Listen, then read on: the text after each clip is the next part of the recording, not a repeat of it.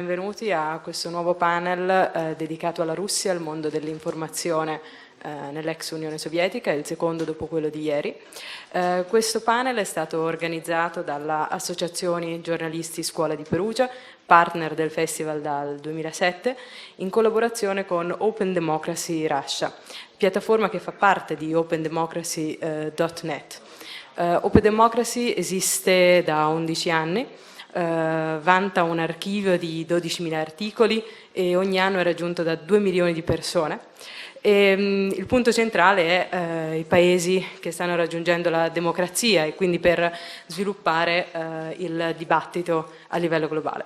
Open Democracy, il settore russo, invece esiste da meno tempo, dal 2008, e diciamo che si può ben dire che è uno dei migliori fonti di informazione per chi vuole sapere qualcosa di più sulla Russia, che si trovano online e in lingua inglese, sia dal punto di vista economico, politico, culturale. Qui accanto a me abbiamo il fondatore, uno dei due fondatori di Open Democracy sezione russa, Zygmunt Dzieciolowski, che poi ci spiegherà come è anche nato questo progetto. Bene, la Russia è un paese enorme dove sappiamo bene purtroppo che i giornalisti ancora oggi rischiano la vita.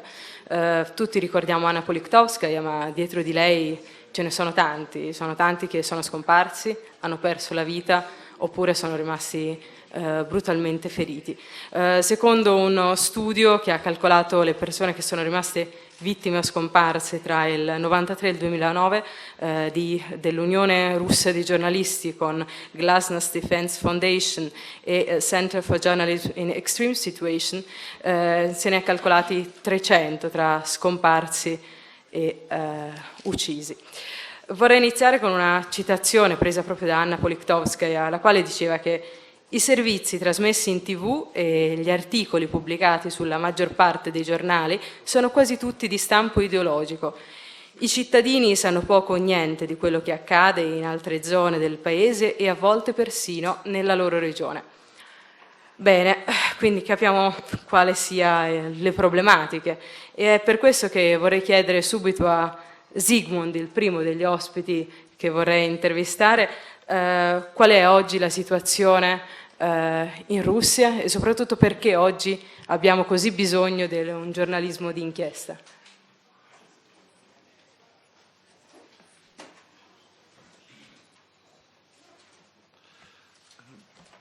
Russia is one of those countries repeating the pattern of being in transition. It changed its old political system and social system into a new system in the late 80s, early 90s, and it, in the end, resulted in a lot of complicated, it resulted in very complicated transformation, which created a very peculiar state, which is not like mature democracy that we know, or it isn't like the old dictatorship. It is kind of genetically very mixed kind of thing, without much transparency. And what happened was that the old morals, like moms and dads told their kids not to steal, those old morals are no longer valid because those who didn't adapt to new times remained poor, impoverished, and even hungry. Suddenly, new generation could see that you could benefit, you could change your life for the better, you could even prosper if you accepted things that mothers and fathers said they were not really nice or they were not honest. Suddenly, the country was flooded with wealth, with money, with free market economy, became chaotic. Natural resources were for grab, industries were for grab. Suddenly, people who didn't have anything could become millionaires or even billionaires in one night. It was a story like fairy tale. There is also corruption has been always present in Russian tradition, in Russian culture. It is some certain thing that was created long time in history when Tsar would send his people to the regions without any salary, and they could live only if they sort of found a source of income from the population they governed. That was the thing of maybe 16th or 17th centuries, but it sort of is in the genes, in the culture, it is remembered. And the result is corruption which is systematic. I must say that for somebody who comes from a country where we don't have this kind of corruption, or things are more transparent, when you get confronted with it, you really sort of don't understand how the whole country can be controlled by this kind of thing. Budget for every business have to be 2 times higher than it would be if there was no corruption factor. The figures are staggering, and some research studies have estimated the level of corruption equal to 30%, 20-30% of the gross national product. The capital outflow from Russia has reached absolutely staggering proportions. It's estimated that about $700 billion have been sent from Russia abroad from 1994 until 2013. That creates a very strange atmosphere, and there is a lack of transparency, which means that investigative journalism has something to do. I mean, there is an obvious need for this kind of journalism. We want to find out how the money is being stolen, how the money is being transferred abroad, how our politicians benefit and how our politicians enrich themselves, how our ecology is ruined for the sake of businesses. So there is a whole variety of questions which need to be answered. People would be interested to find out, and there are brave journalists in Russia who want to provide that answer. Bene, grazie già a Zygmunt Dzieciolowski, e di questi grandi giornalisti di inchiesta noi ne abbiamo qua con noi al tavolo altri 3. Li presento partendo dal più lontano, Roman Shleinov. Roman Shleinov oggi è una delle giornalisti di Vedomosti, uno dei giornali economici più importanti in Russia, e per anni ha lavorato prima però alla Novaya Gazeta, lo stesso giornale dove lavorava Anna Politkovskaya, uno dei giornali indipendenti forse più interessanti. Poi abbiamo a seguire Svetlana Reiter. Svetlana Reiter, anche lei reporter investigativa, era ieri al panel, lo ricordiamo, collabora con più testate, ricordiamo è corrispondente per la rivista Bolshoi Gorod e per Esquire Russia, e ha tra l'altro vinto numerosi premi per i suoi lavori di inchieste e approfondimenti. E poi la giovane giornalista Anastasia Kirilenko, oggi freelance, che collabora anche lei per openDemocracy, e per 4 anni ha lavorato a Radio Liberty, una interessante realtà giornalistica russa che sta cambiando, è cambiata nel corso dell'ultimo anno, e poi avremo l'opportunità di capire perché e perché appunto lei poi ha deciso di andarsene. Io darei subito la parola a Roman Shleinov, che ci spiega appunto, tra l'altro ha presentato una piccola presentazione con le immagini che vedremo qua sullo schermo su quali sono i suoi lavori di inchiesta degli ultimi anni e come in realtà lui riesce a lavorare. Ricordiamo è un vero punto di riferimento per questo tipo di giornalismo che in paesi come la Russia chiaramente è importante, come diceva Zygmunt, ma è anche particolarmente difficile. First of all, thank you very much for you are interested in Russian topics. I never expected that so many people have interest in what's going on in Russia. I can say that maybe I'm lucky because I have never worked for any state-controlled mass media. That's why I never ran against any censorship or any threats from the part of somebody, our heroes, for example. I can show you some examples of our work, what we investigated when I was working for Novaya Gazeta, and what we are investigating now. Some of our works were cross-border investigations because we are cooperating for a long time with, for example, International Consortium of Investigative Journalists. It's the organization based in Washington, and this organization unites more than 100 investigative journalists all over the world.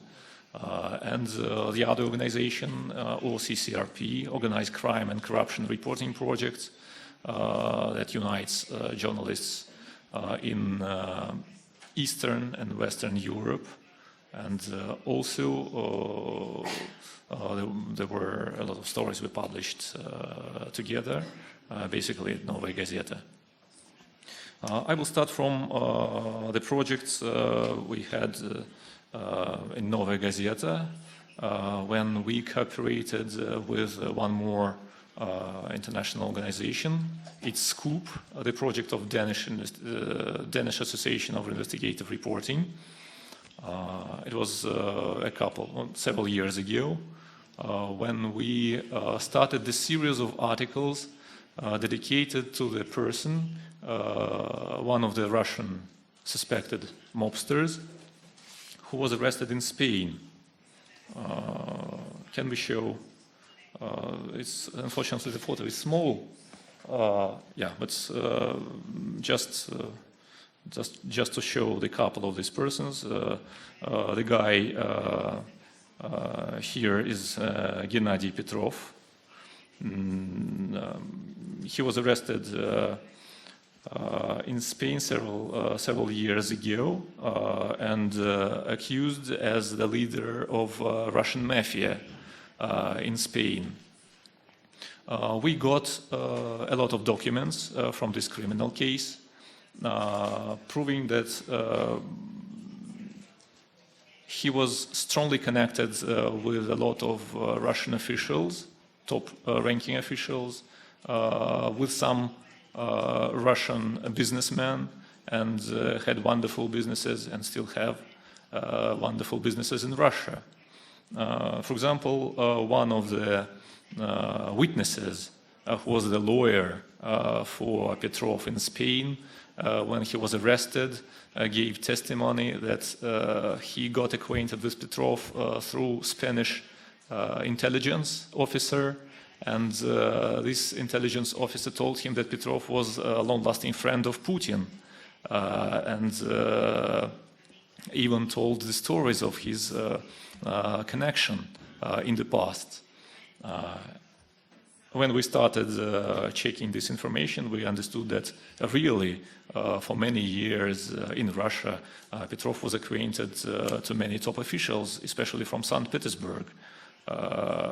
He was acquainted to the people who became ministers in Putin's government. He was acquainted to some of Putin's friends. So these wide connections brought us to publish this material, showing the real estate in Spain that he purchased for Russian ministers, showing the real estate of some deputies of Russian parliament who got contacts with Petrov and bought villas and yachts from him. We published a series of articles. It was several stories, but finally nothing happened. There was no reaction at all.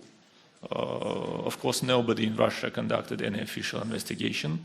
And Gennady Petrov himself finally left Spain, though he was in prison first, but then they let him go home because he needed some medical treatment, as he told it, and he forgot to return back. So he's now in Russia. His property in Spain is confiscated, but there is any investigation in Russia on this topic, and of course nobody will study all his connections with top Russian politicians. Concerning the reactions to our other publications, for instance, we have recently at Vedomosti Business Daily, we have this project, we can show it. This is the project with ICIJ, International Consortium of Investigative Journalists. This is the project dedicated. Sorry, we need to stop it. Can we return back and just stop on this? This is the project dedicated to the beneficiaries of companies registered in British Virgin Islands. Recently, ICIJ got a huge amount of information of real owners of BVI-registered companies. And I, in particular, monitored the Russian part of it. A lot of real owners with Russian names, and we found plenty of Russian businessmen there, but the focus of our attention were not businessmen, but the people close to the state or to the state corporations. And there, in this list of beneficiaries of BVI-registered companies, we found people from Gazprom, for example, deputy head of Gazprom, Mr. Golubev, who is a long associate, a long friend of Mr. Putin. They served together in KGB in their past, and then recently worked for St. Petersburg government many years ago. Yeah, and finally Golubev became one of the top managers of Gazprom. And in 2008, he instituted this company in British Virgin Islands. We never got any answer from him what was the purpose of instituting this company in British Virgin Islands. But it was strange because recently in Russia, and it is a positive moment because recently in Russia there is an anti-offshore campaign, and officials, I mean public officials and top managers of state-controlled companies are obliged to reveal their assets, or even recently they were prohibited to have any offshore zones, any businesses abroad, and there were even questions about houses and different other property abroad. Whether it will be prohibited or not. It is a positive moment. But negative moment is that even people that are close to Putin, they had these offshore companies, and nobody from the state, nobody from the law enforcement, nobody from finance monitoring asked them any questions about it. The questions are asked, most of the questions are asked to businessmen. Who can afford these offshore companies, and Russian businessmen, when they started these offshore companies, it is quite possible to understand why they are doing it. Because they do not trust Russian legal system, because they want to hide their money from the state, because they are afraid that different people close to the state can easily grab this money for this or that reason. But unfortunately, there are no big investigations from the part of the state concerning these top-ranking officials and people, I mean top managers of state-controlled companies who have or had some offshore companies. Roman, una domanda. Negli anni, da quando tu hai cominciato a lavorare come giornalista di inchiesta a ora, passando da Novaya Gazeta a Vedomosti, poi con vari progetti di cooperazione internazionale con altri giornalisti, quanto è cambiato il tuo modo di fare inchiesta rispetto al passato? È diventato più difficile? Ci sono delle difficoltà maggiori anche a causa appunto di questa dilagante corruzione, come appunto accennava anche Zygmunt?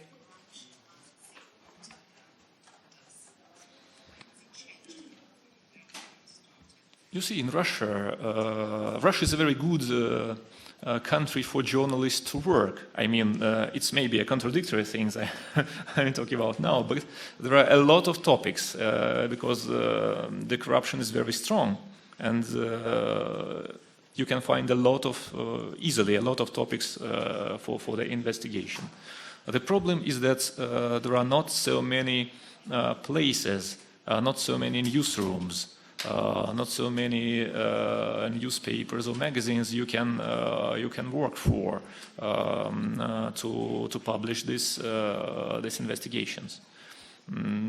I can tell that Vedomosti Business Daily, which is a Russian project of the Wall Street Journal and Financial Times, Novaya Gazeta, which is known for many years as oppositional newspaper, it is very good fields to work. I mean, good places to work for journalists. But still, concerning the reaction, the problem is the reaction of the officials and these state-controlled companies on what we are publishing. Because the reaction was like something like this. When we asked, for example, people from Transneft, it's oil transfer monopolist in Russia that control all the oil pipes in the country. We made the story about the head of this company who served in KGB in his past, who is a old friend of Putin, and we disclosed all these connections, all these ties, wrote about his career in the company. And he never answered any questions. He showed that he disliked it. And after our publications, some strange articles emerged in the internet, in the absolutely unknown websites, saying, for example, that I am linked with the French intelligence somehow. Yeah. By the way, it is a funny thing, but when we published this project with ICIJ, monitoring these companies registered in BVI, the articles emerged in the internet, in Russian internet, saying that we are the part of CIA, American intelligence, and that's why we are given this information, and that's why we are able to work in this sphere. Partly it is something ridiculous, yeah, but generally we can see that the people who start this campaign after the publication, they are using the same fears that in Soviet Union were used, yeah, when people who are criticizing the officials, people who are disclosing something that the officials want to hide, they were considered to be the enemies of the state. And here we have absolutely the same situation. I don't think that it is the tendency. I think that it's something that lost from this period in Russian history. But still it exists, it still exists. And it is strange if we take into consideration many years that passed since the Soviet Union collapsed. Yeah. Grazie della risposta. Adesso vorrei coinvolgere Anastasia Kirilenko. Abbiamo sentito già nel contributo di Roman il nome di Putin. Beh, anche lei ha lavorato su questo argomento negli anni in cui era a Radio Liberty e è stata un'importante inchiesta per lei. Ci racconta come è nata e come è riuscita anche a capire di più di quelle relazioni che insomma nessuno quasi voleva conoscere più approfonditamente.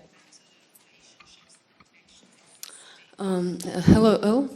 I started my career in journalism 5 years ago, and I did one interesting thing since the beginning. I infiltrated a meeting of people who were explaining how to falsify parliamentary elections, how one person can vote 30 times for Putin's party. But then I decided to do a more serious job, and I discovered that a so-called Putin's file existed. It's an old story. It occurred in 1992. It's also about St. Petersburg, where Putin was vice mayor. there was a shortage of food in St. Petersburg, like in other cities of Russia, and Putin pretended to do strange things to resolve this problem. For example, he founded a municipal casino, and he said in his official interviews that the money from this casino will help poor people to have food. And also, but the most famous story is about the so-called program Oil for Food. Putin signed documents that allowed it export of 100,000 tons of oil, wood, rare metals and other materials abroad. And some food should arrive in response, but it never happened. In any case, there was a local parliamentary investigation. According to this investigation, the food has never arrived. And what I did, I persuaded the deputy who led this investigation, Marina Salye, to give a large interview and also to give new documents where Putin's signature appeared. And we published these documents for Radio Liberty. This courageous woman, Marina Salye, have not spoken to the press for 10 years.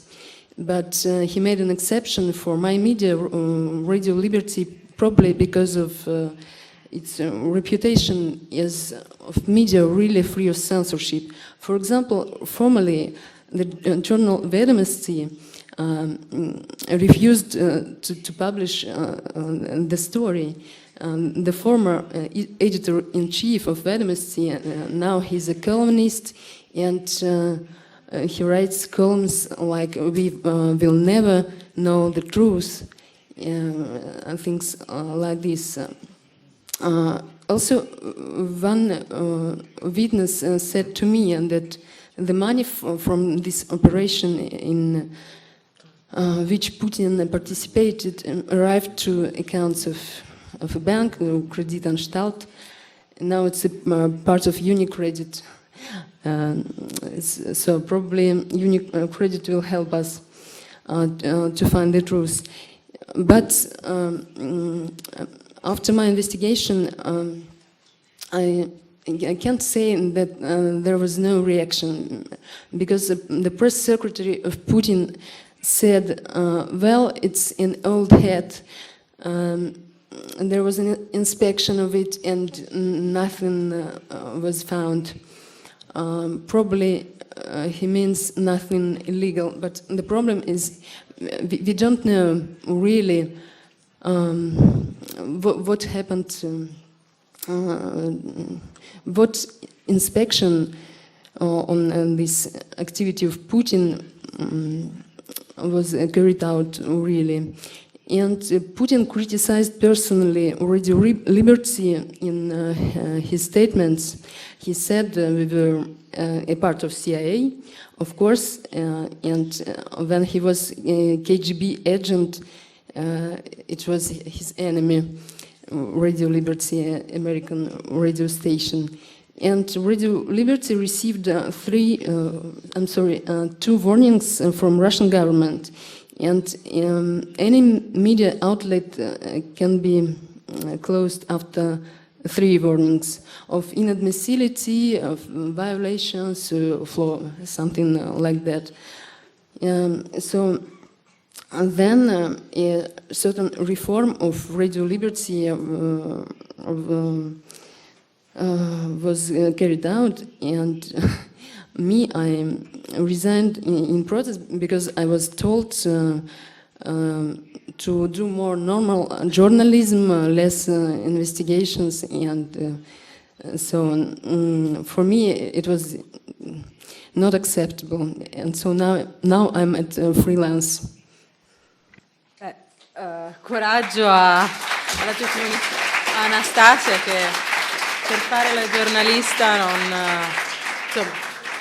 decide di rinunciare a un lavoro sicuro come poteva essere quello di Radio Liberty per fare la giornalista davvero al 100%. Adesso invece vorrei coinvolgere Svetlana Reiter, che abbiamo già visto ieri nel precedente panel. Lei ha lavorato anche durante le proteste di Piazza Bolotnaia, durante le proteste del dicembre del 2011. Bene, siccome questa anche parte di giornalismo che lei ha svolto appunto ormai più di un anno fa, non abbiamo parlato magari anche a sufficienza ieri. Com'è stata lei? Come si è sentita a lavorare come giornalista che voleva raccontare quel che vedeva in un paese dove, come vediamo, non sempre è possibile, dove anche le inchieste di Anastasia Kirilenko hanno avuto difficoltà per essere state pubblicate e così via?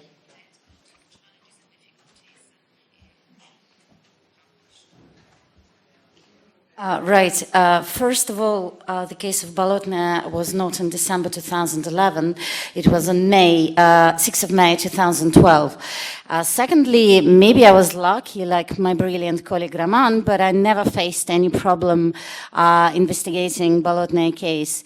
The only one problem I had, for example, unlike in the United States, the sources in Russia, I mean, the sources of information are much more closed. So if you want to write, let's say, about court case, you need to be, I'm sorry to say, a good friend with a lawyer. And that's a tricky thing, because lawyers can give you information. From the other side, lawyers want to use you in their own interests. So when you're working on the case like Bolotnaya or any other court case in Moscow, you always need to remember that you can be used, either this or the other way. So, well, the thing is, I'm writing about Bolotnaya for almost a year now, and I think I made like 20 articles altogether. And, well, in the beginning, it was just what I observed myself. And then I got materials from the investigation part, investigative sort of part. I mean, like real investigation, not investigative journalism. And then, well, then I was just reading the case, and then because the court started, I was going through the court, and then, which was not very easy for me. I even made a friend with the official investigator, because you always need to understand what they're thinking. Sorry, I'm too close for this microphone, to the microphone, yeah? That's my regular problem. Okay, so, well, I mean, so I just made a friend with an investigator, and anonymously he told me what they're doing, how they're investigating the case.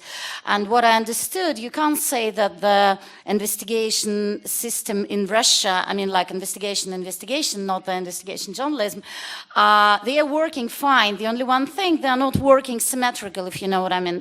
So the thing we had on Bolotnaya Square, it was like, roughly to say, it was a riot between the demonstrators and the police forces, special units.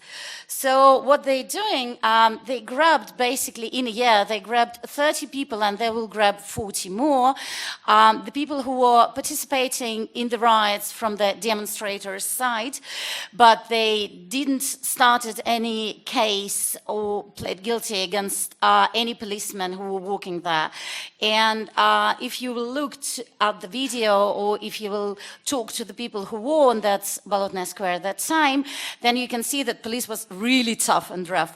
And but they're not starting any case against them. So my purpose is what I'm trying to do now, because in the beginning I was observing this story, then I was like publishing some documents I found, and now my main aim or purpose is to explain to the people, to any actually people, to the readers or to anyone, that the police people, I mean from Amon, from this special unit, special force, they also need to face the, how do you call it, the charge? Can I call it the charge? Well, I mean, so that's what I'm doing. But I didn't face any problem. The only one thing, I'm agreeing with Raman on this matter, you can write a lot of reports. I'm not that serious investigative journalist, but you can write a lot of reports, but you don't have the reaction from the government, or you don't have reaction from any other like second side involved. They just don't care. I don't know if I'm wrong, I don't know if I'm right,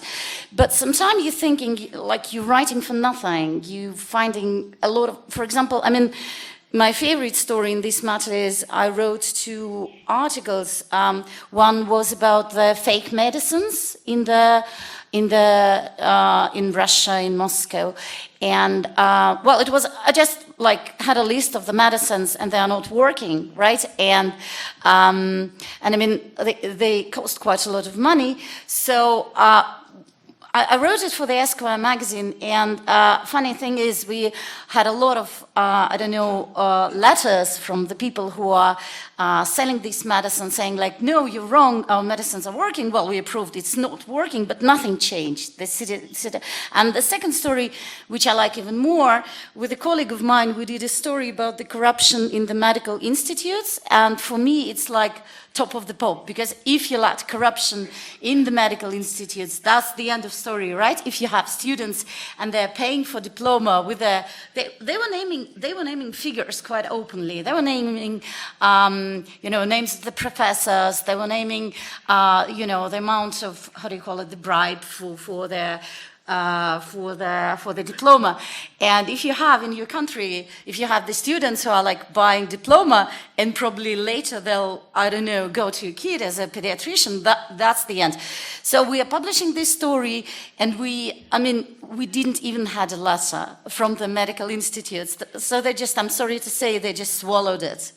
I mean, that was outrageous, because I thought they're like, I don't know, you know, the whole universe will explode, but nothing happens. So I can write as much as I can about Bolotnaya Square, but I'm just sometimes really feeling depressed, because I mean, I'm writing and writing, and still I'm sure no one from these police people will face the court, and that's sad, because I even interviewed the police people who worked there, not all of them, because it was like around 10,000.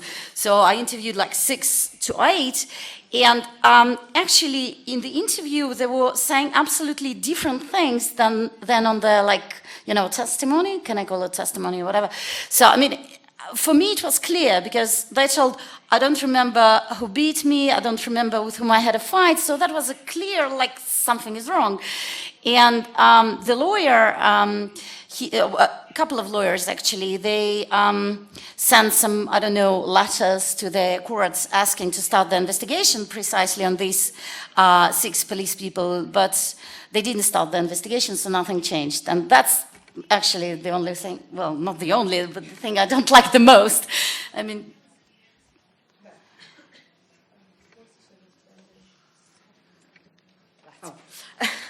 beh, anche questo è un aspetto interessante che magari non sempre emerge.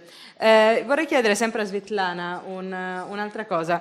Visto anche le sue competenze linguistiche, visto ovviamente i suoi rapporti anche con la stampa straniera, come pensa che vengono riportate le notizie dalla stampa estera, no? Rispetto alla Russia? Sono fedeli, oppure nota che c'è una qualche diversità rispetto ovviamente a quello che succede, no? Diciamo, direbbe, io se fossi una giornalista inglese o italiana scriverei diversamente, oppure forse perché semplicemente il tipo di lettori è differente, oppure nota che si potrebbe fare di più o diversamente.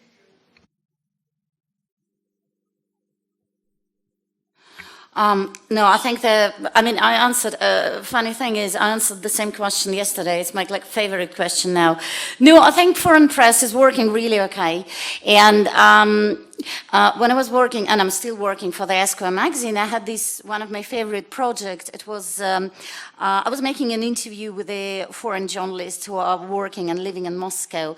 And it was 12 journalists, one of them, 2 Italians actually, Marco Franchetti from Sunday, no, not Sunday Times. Is it Sunday Times? Yes. Do you remember? Oh, Sunday Times, thank God. Okay, so, and Fabrizio Dragassi from Corriere della Sera. So the thing about Fabrizio Dragassi and Corriere della Sera, they're very accurate. They're very decent, very accurate, they're okay with the details, but they're not doing like investigative reporting or whatsoever. And Marco Franchetti, he's one of the, to my point of view, he's one of the best investigative reporters in Russia. And he also did a lot of stories about Italy, about, how do you call it, Camorra? Mafia.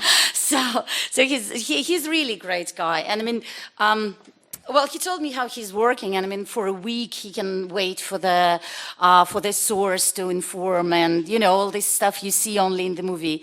So he's really great guy. And as for news, well, lately in a couple of years, I think foreign press is very accurate on the Russian news. And sometimes it's vice versa. For example, when I was in United States in January, was it? I think in January, we had this massive scandal about the Russian boy called Max Chateau, Maxim Kuzmin. He died in the United States, and because we have this anti-Magnitsky law, if you know what it is, which is not letting Americans to adopt the Russian kids, it was a huge scandal in Russia.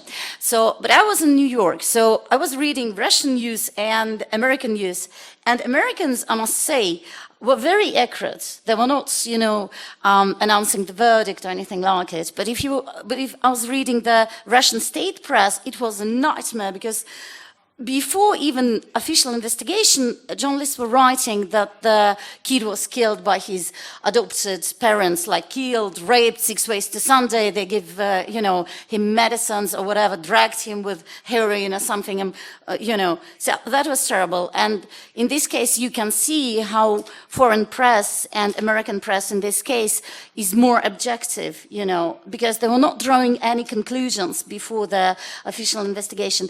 And only in one source, and that was Gazeta.ru, and it's actually my favorite source in Russia. It's very, very nice internet newspaper sort of thing. They were very objective. They were doing, so I mean, sometimes you see it vice versa, but I don't remember lately in 2 years, if to talk about news and reports, that foreign press will do something. Maybe sometime on opinion, or how you call it, opinion, op-ed. Sometime maybe it's something I don't really like or agree, but in the news or in the reports they're working really, really good. Meglio così, insomma.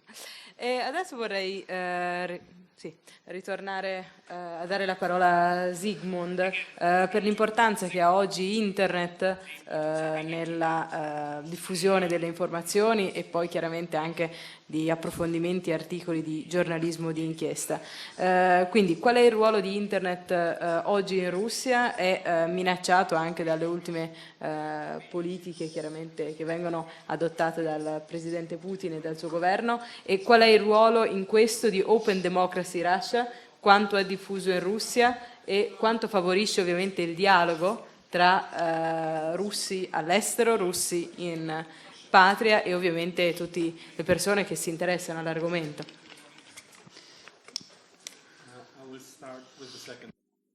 I will start with the second question, because it is always nice to boast your own work and to praise your own work, so, and to promote it a little bit.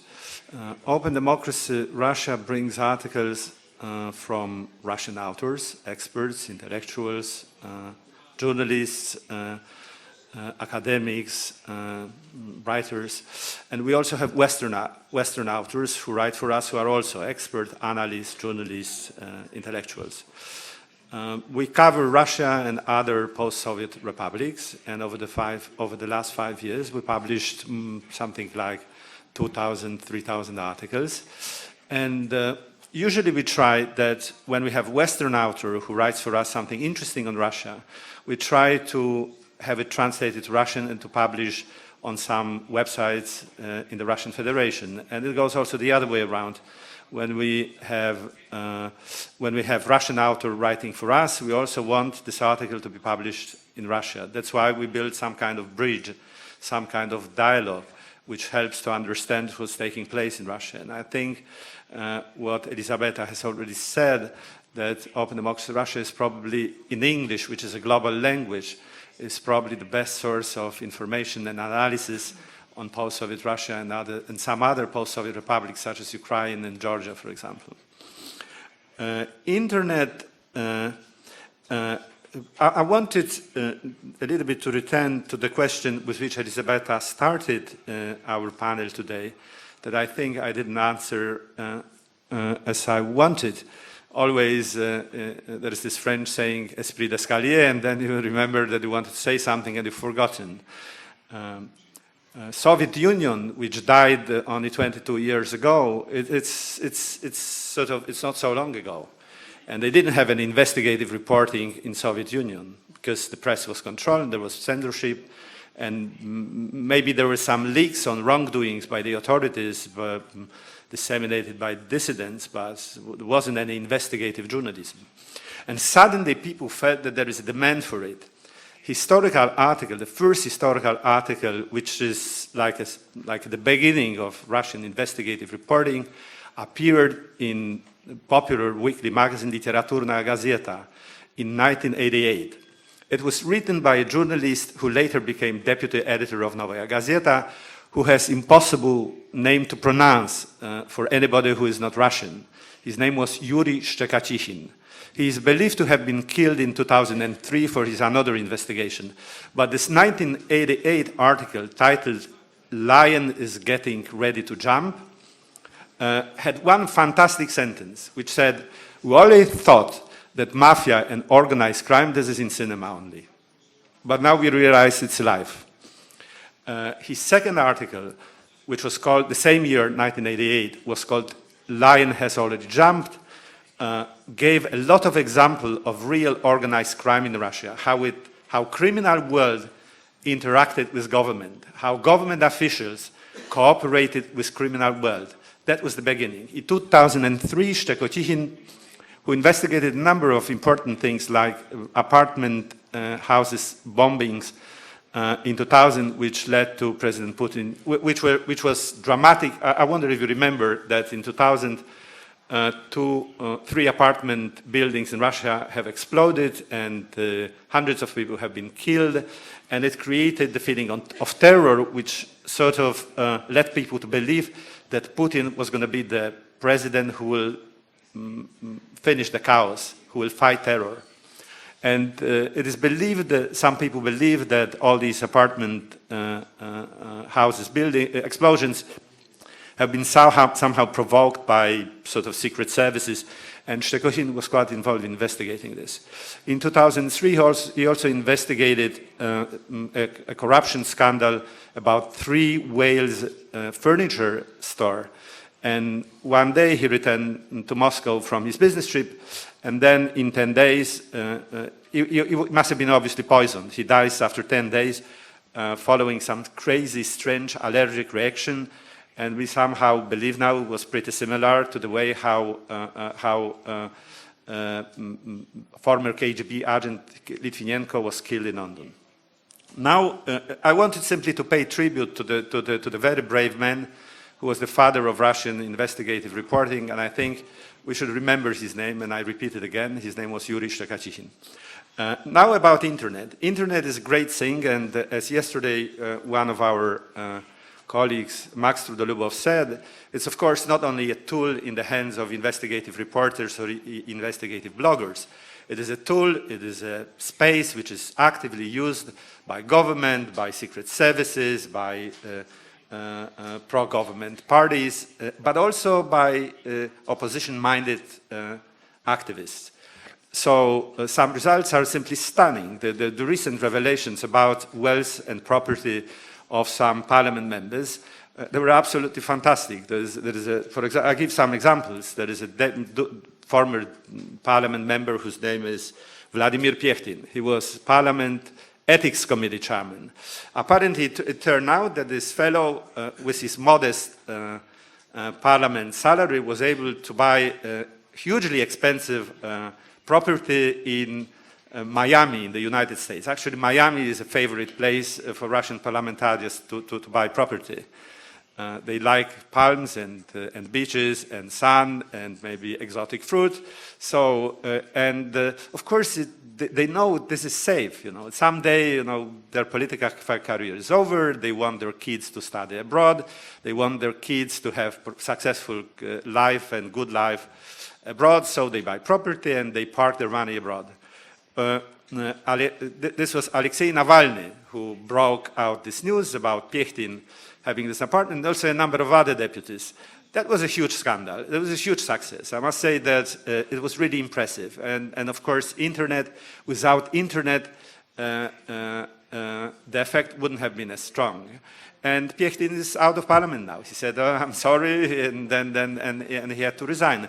So, contrary to my colleagues who complain about lack of reaction from the authorities, actually, if you have really something strong and powerful, maybe there is always some kind of reaction. Maybe they pretend they don't react, but in fact they do. Okay. Grazie a tutti, grazie a Zygmunt per questo anche ultimo contributo. Bene, io adesso abbiamo qualche minuto, vorrei lasciare la parola al pubblico se volete fare alcune domande ai nostri giornalisti o a Zygmunt. Non so. Ora arriva. Hi, I wanted to know your opinion about the case around the Pussy Riot. As a Russian journalist, do you have any information or news? Thank you.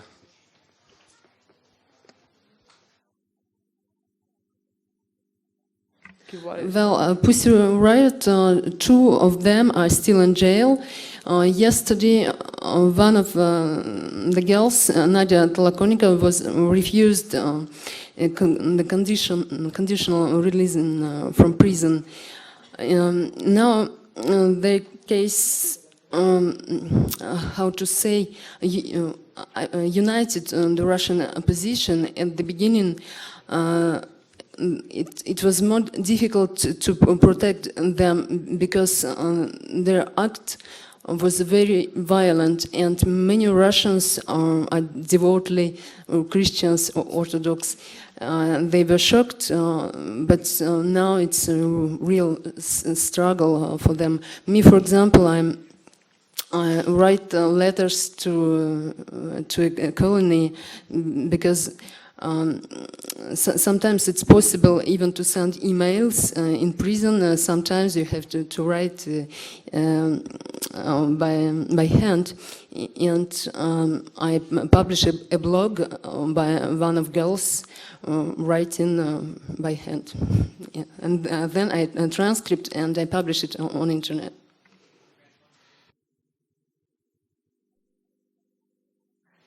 Bene, sicuramente anche questa esperienza è molto interessante. Io vorrei, adesso mi è venuto in mente di chiedere una cosa un'altra volta a Zygmunt, perché non ho detto, però è stato interessante, che lui, oltre a giornalista, cofondatore del openDemocracy, la sezione russa, ha anche girato in documentario contest, che appunto è girato in un campo di prigionia femminile. Appunto, parlando delle Pussy Riot, magari potrebbe essere interessante qual è stata la sua esperienza, quali le difficoltà se ne ha avute e come ricorda questa realizzazione. This was a documentary on beauty contest in Novosibirsk, female prison. And it simply seemed absurd to me that now this is pretty well-known thing, but when I discovered that prisons for women can organize such things as entertainment for prisoners, I was sort of a little bit surprised and wanted to find out myself how it goes. And there are not too many. That's interesting. There are not too many women prisoners in Russia. Russia has large prison population. It is smaller than the United States, but still it's around 800,000, 900,000. Of course, it varies. 900,000 people in jail, but women are only 50,000. What is also interesting, men who are prisoners, who are convicts, they're often sent to prison for repeated crime. I mean, women don't do it. Usually women, 50,000 women who are now in Russian jails, Usually when they released or when they receive early conditional release for good behavior, they usually try not to come back. Or the percentage of women who return to prison for repeated crime is not as big as with men. Prison is very bad for women. Russian labor camp for women is a very depressing thing because they are isolated from families, they are isolated from kids, they are isolated from husbands, they have to work every day because otherwise the pay they receive feeds them, it's the system, and sometimes this work is sort of useless because there is no demand for the product, for production. In this particular prison, they would sew uniforms for military and militia and for police and for prison guards. This prison contest, it wasn't easy to work because, of course, we had escort. We were followed by prison guards all the time. They followed and controlled and monitored every step we made in prison. And also, it's always a very uncomfortable situation when you are in prison and you have to interview somebody who's going to spend their 6 years, and you can leave later that day. It always gives you some kind of very uncomfortable feeling. No matter if this person is criminal or has robbed some shop or bank or killed somebody, it's always very unpleasant. But so I didn't have any fun, I must say. It was this kind of sad movie and sad experience, and I didn't have the feeling that these people were sentenced for nothing. They were real criminals. They were real offenders. And they received their sentences, in most cases, for doing things for usually in every country people are sent to prison. Maybe those sentences were longer than they would have been in other countries. But still they were criminals. But still there is this Russian concept and Russian belief that criminal, even if he is responsible and guilty, his guilt, society is also responsible because it didn't create necessary conditions for a criminal to live honest and decent life. So in general, it wasn't a very, very joyful experience. Posso raggiungere? Sì, adesso interviene Anastasia. Sì, volevo raggiungere qualche cosa. So, according to Russian NGO, Russia in prisons, there are 300,000 people in prison illegally. They are innocent, according to this NGO. It's because you can't probably even imagine what the Russian justice system is. The judge supports all the time and the prosecution and never the lawyers. And also just one example, we have now an ombudsman, especially for imprisoned businessmen, to show him for foreign investors. But it means that in Russia we have many fabricated cases also against businessmen, and now there is a brain drain of businessmen from the country. Too many fabricated cases. Ok, grazie. Tra l'altro mi era venuto in mente di fare questa domanda a Zygmunt perché proprio oggi, leggendo di Nadezhda Trokonnikova, una delle Pussy Riot, appunto ancora in prigione, lei aveva sdegnosamente rifiutato di partecipare al concorso interno di Miss Fascino. Quindi poi invito chiaramente sempre il pubblico, se vuole, a fare delle domande, a intervenire se vuole. E una cosa che appunto mi interessa ancora chiedere, innanzitutto a Anastasia. Ah, ok, perfetto.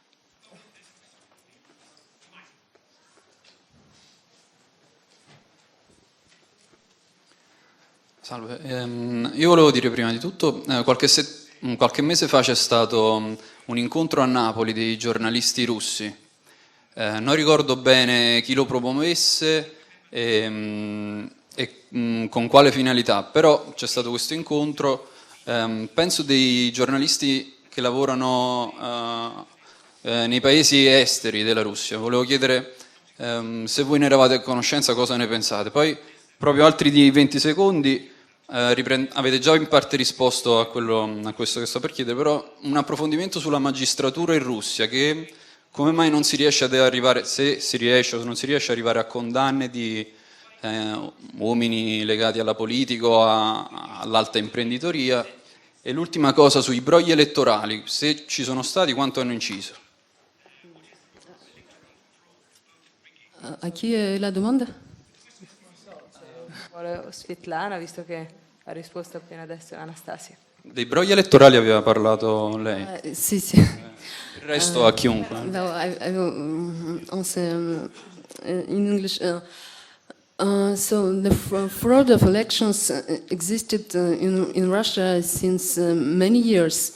Me, for example, I discovered it in 2007 for parliamentary elections. I infiltrated a group of people, strange people, who explained how to falsify elections, how one person could vote 30 times in different bureaus for voting, 30 times for United Russia, it's Putin's party. But in 2007, such cases, of course, I published articles, not only in Russia and so on, and it was a small scandal, and my colleagues also discovered many frauds of elections. But people were indifferent in Russia, and that's the problem. I remember that there were many police cars on Red Square the day of the elections, but there were no protests at all.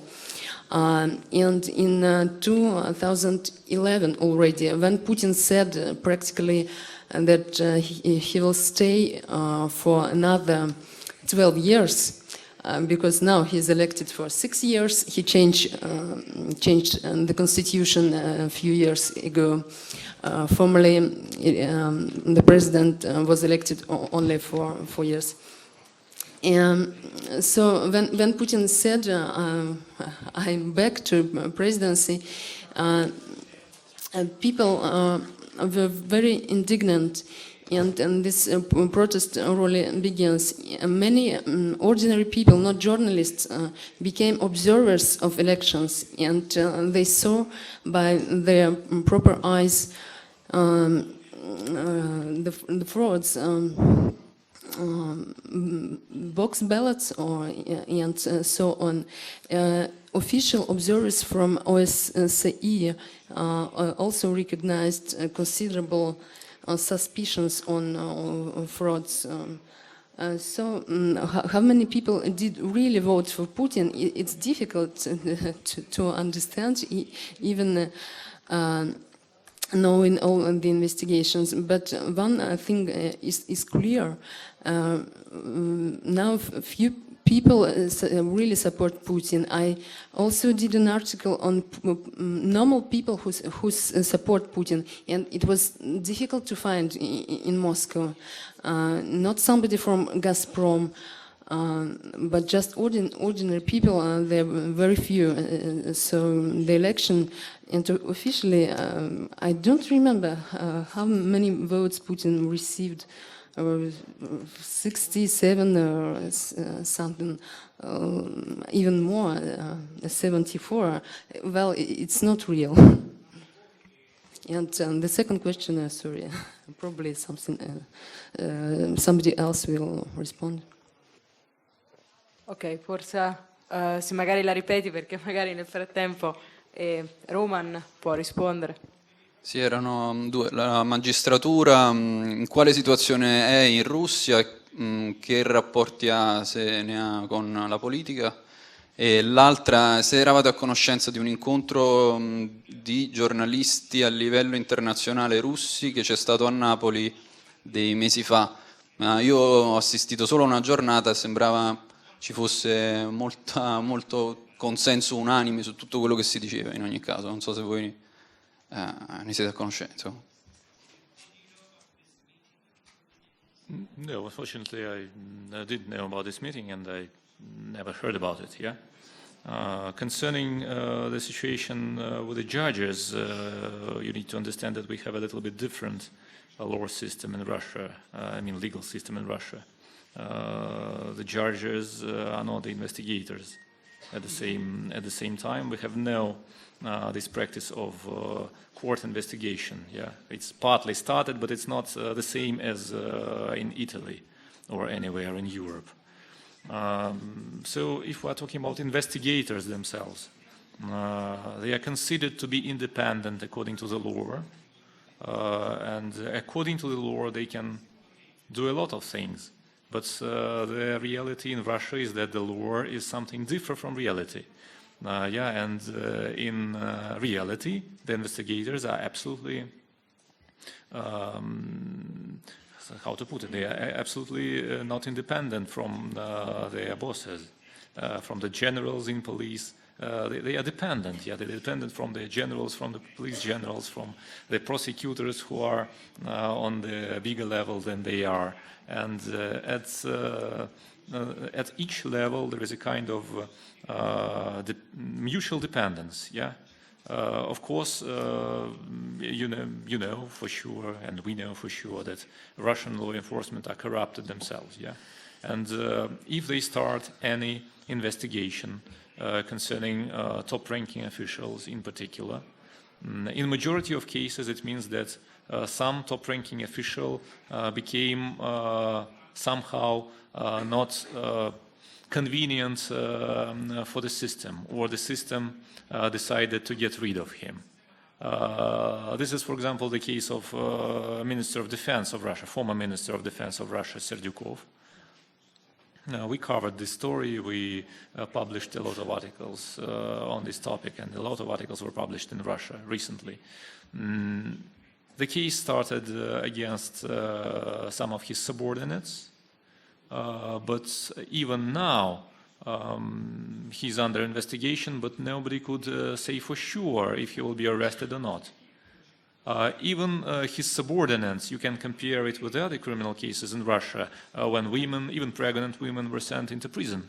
But in this case, we have his subordinate and close friend, Vasilyeva, who was the former head of some managing structure of Minister of Defense, and she's not in prison.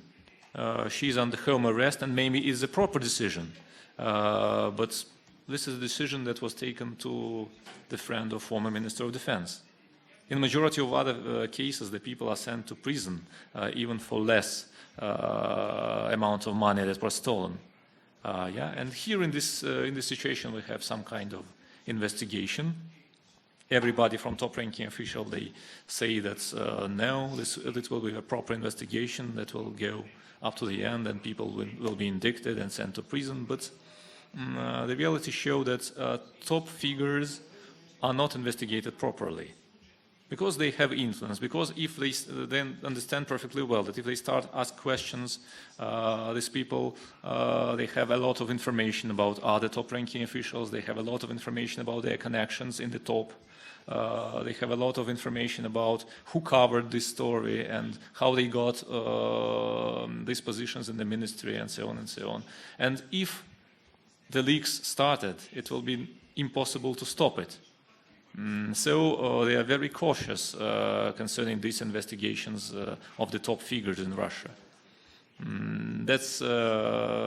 It's maybe impossible for them, I mean for top-ranking officials in Russia, to investigate the cases of their colleagues and to give orders to investigate these cases properly, because all of them are linked together. And if somebody will start to talk, the others will feel not safe. Can I also answer? Partly. Hi. The thing is also with the Russian judges, they're not like independent. They're just a bit artificial, if you know what I mean. For example, the whole system in Russia is not symmetrical, like I told before. For example, if to talk about this Bolotnaya case, we have two ladies in this case, and they are under house arrest. One is under house arrest, and the other one is under Well, she's not allowed to leave the country. But the system is not symmetrical, and I'll try to set an example. In this Bolotnaya case, we have, apart from this lady, we have like 20 guys, you know, and they all in prison. They're not letting them home. And on the other side, I was writing about the case when the people were blamed that they smuggled the heroin in poppy seeds, if you know what poppy seeds mean. And these people were released on the house arrest. So, and if you look at the law system, if you're smuggling, let's say, heroin in poppy seeds, then you're facing bigger punishment and bigger terms than if you're participating in the riots with the police on the meeting. So you can't, it's sometimes real absurd, because if you'll ask any judge or any investigator, they will say that we're working according to the law. But if you will see how they behave, it's absurd all the time. You can't understand their reason. You can't understand while they, let's say, putting one lady, you know, with a presumably a huge fraud to the house arrest, and putting two girls from Pussy Riot who did much less, you know, like tiny, and they're putting them to prison and to jail. And also the difference between, let's say, Italian system and Russian court system is we hardly ever have juries cases. It's normally 1 or 3 judges. And that's why we're also different. And that's why this system is also not you know, not perfect at all. That's it. Una domanda, prego. Buongiorno, io volevo sapere come è stata accolta la notizia, diciamo, della morte della giornalista Anna Politkovskaya dai media nazionali e come vengono percepite queste notizie dalla popolazione russa. E infine volevo chiedere se lo strumento internet possa essere, diciamo, uno strumento utile per migliorare la qualità effettivamente della democrazia in Russia. Grazie. Non so se vuole rispondere sempre Roman, che ha lavorato anche lui a Novaya Gazeta, e quindi lo stesso giornale di Anna. Yeah, I worked for Novaya Gazeta at that period, and I can say that it was a rather strange situation, because first of all, if you remember the first news, when the investigation started, just in several months, there was a kind of announcement from the prosecutor's office that stated that they know already who is the murderer, and as if the links went to London. Yeah, it was very strange, because we have just talked about the investigators who cannot feel themselves absolutely independent from their bosses, and when the state prosecutor or the head of the investigative committee or the deputy head of investigative committee announced something like this, it is a problem, because it makes investigators somehow change their points of view how to investigate this case. Yeah. Unfortunately, there were parts of this political games around this case, and state media, state-controlled media, sometimes just told about that all this happened because of Berezovsky, and all the links are with London, and these people were as if hired by somebody there to undermine the situation in Russia, to undermine Putin's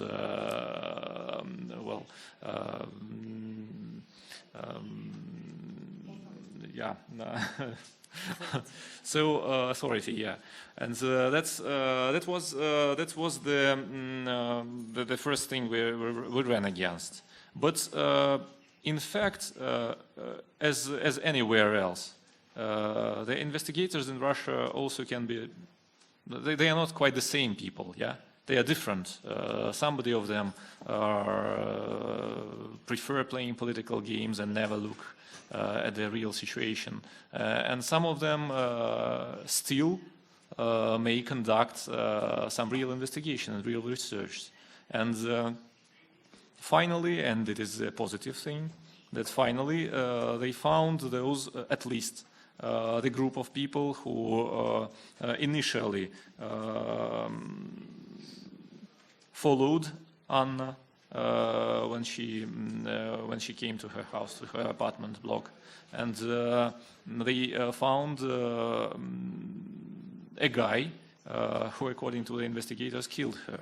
Yeah, at least they know the names and this person, these people who gave the information about her in the city, yeah, where he lived and how he moved during the day. Yeah, at least they arrested these people, and now the question is whether they will be able to find who stood behind it, who gave the order, who hired these people, and who was initially behind this crime. In Russia, this is the most problematic thing, because even if the guy who is shooting is captured, it is not for sure that the person who stood behind this crime will be indicted. There were many cases in Russia when nobody knew who stood behind this crime, because the person who is captured and who is considered to be the murderer also understand perfectly well that he will never, sometimes he will never give the information about the guy who stood behind it, because he knows, for example, that it's a powerful person. He understood that this person will be never sent to prison. Like in the case of, for example, the journalist of Moscow Komsomolets, who was killed many years ago. It was the case of Dmitry Holodov. He wrote a lot about the Ministry of Defense of Russia. It was in 1919, if I'm not mistaken. And finally he was murdered. He was blown up with the help of some suitcase that were filled by explosion materials. And when the investigation found those who really did this, there were some people, investigation considered that there are some people from the military circles that all the time did something with this explosion, and they even trace how they did it. But they told that we will never give you official testimony since the time that the Minister of Defense will be in prison too. Because at the time Pavel Grachev was Minister of Defense of Russia, and they told absolutely, I made the interview with the investigator from prosecutor's office who followed this case, and they told perfectly, well, it was quite clear for them, if he will be not in the next cell to us, then we will never give this testimony, because we have children, we have families, and we understand what he will done with us if he will not be arrested. So that's the situation. Okay. Bene, ringrazio Roman per la risposta su Anna Politkovskaya. Per quanto riguarda internet ne avevamo già parlato anche ieri, poi oggi ne ha ricordato alcuni aspetti Zygmunt. Mi diceva adesso Zygmunt che ha conosciuto personalmente Anna, quindi giusto per chiudere, ormai mancano 5 minuti, vorrei dare la parola a Zygmunt. Com'era la giornalista?